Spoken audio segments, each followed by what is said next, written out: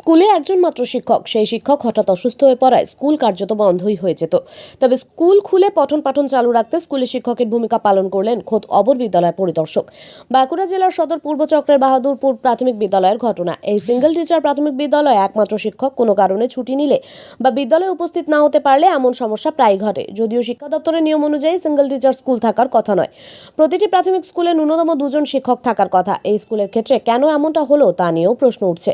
যদিও এদিন স্কুলের পড়ুয়ারা পঠন পাঠনের অধিকার থেকে যেন বঞ্চিত না হয়, তাই বাঁকুড়া সদর পূর্ব চক্রের অবর বিদ্যালয় পরিদর্শক সজল মাহাতো নিজেই শিক্ষকের ভূমিকা পালন করেন। ক্লাস নেওয়ার পাশাপাশি মিড ডে মিলের তদারকিও করেন তিনি। এদিকে পড়ুয়ারাও নতুন স্যারের পড়ানো ছুটি উপভোগ করে। সজলবাবু বলেন, তিনি জেলার প্রাথমিক বিদ্যালয় সংসদে এই সমস্যার কথা জানিয়ে যেন আরও একজন শিক্ষককে এই স্কুলে নিযুক্ত করা হয় তার জন্য আবেদন করবেন। এখন দেখার কত তাড়াতাড়ি এই সিঙ্গেল টিচার স্কুলে আরও একজন শিক্ষককে নিযুক্ত করে জেলা প্রাথমিক বিদ্যালয় সংসদ, তার উপরই নির্ভর করছে এই সমস্যার পাকাপাকি সমাধানে। এখানে একজন মাত্র শিক্ষক ছিল, উনি হঠাৎ করে সকালবেলা অসুস্থ হয়ে পড়েন এবং কি আমাকে জানান। যেহেতু আমরা গ্রাউন্ড লেভেল অফিসার, তো আমাকে উনি রিপোর্টিং করেন যে এরকম অসুস্থতার কারণে আমি স্কুলে যেতে পারছি না। তো আমি দেখলাম যদি এখানে কাউকে না নিয়ে যাওয়া হয় তাহলে হয়তো স্কুলটা পুরোপুরিভাবে বন্ধ হয়ে যাবে। যেখানে বাচ্চারা আসবে ফিরে যাবে, সেটা একটা আমাদের মানে নিজেদেরকে আমরা মানে এটা আমাদের দায়িত্বের মধ্যে পড়ে যে সঠিক পঠন পাঠন যাতে পাই, সঠিক পরিবেশ দেওয়া তাদেরকে। সেখানে টিচার অ্যারেঞ্জ না করতে পেরে সেখানে আমি নিজে এসে হাজির হলাম।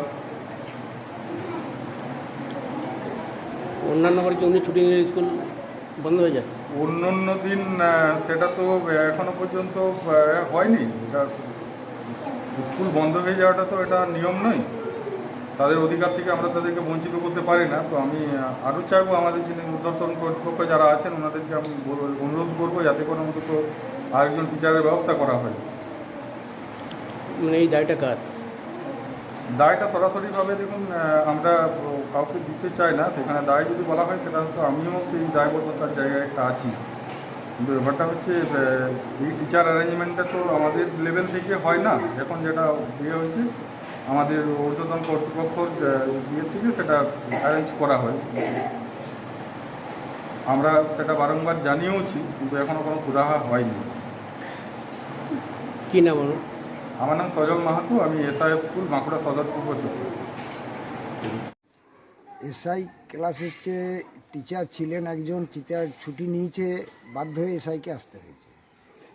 না এলে স্কুল বন্ধ থাকবে, ছেলেপিলে খেতে পাবে নাই, সেটা অসুবিধা আছে। আর আমাদের গাঁয়ের পক্ষে সম্ভব না, কেন বাইরে পাঠাবার জন্য কোনো সোর্স নাই যে এখানে পাঠাবে কি ওখানে পাঠাবে, তাও রাস্তা নাই কোনো। তাহলে এখন এইখানেই থাকতে হবে, বাচ্চা ছেলে এইখানেই থাকতে হবে, তাহলে আরেকজন টিচার দিতে হবে। আরেকজন টিচার না দিলে কি করে চলবে? আমাদের চলতে পারে না। এটা কতদিন চলছে একটা টিচার? একটা টিচার আর আজ 4 মাস চলছে একভাবে। আজকে তো এসআই সাহেব ক্লাস নিলেন, কিন্তু অন্যান্য দিন ছুটি নিলে কি করে? ছুটি নেয় না। ও স্যার ছুটি নেয় না? না, একদমই ছুটি নেয় নেই, এই প্রথম ছুটি নেই। সেই জন্যে আমি বলছি যে অনুরোধ করছি যে আমাদের আর একটা টিচার দেওয়া হোক। না দিলে আমাদের খুবই অসুবিধায় পড়ে যাবে এবং ছেলে পিলে সবই অসুবিধায় পড়ে যাবে। কী কী অসুবিধা হচ্ছে টিচার না থাকে?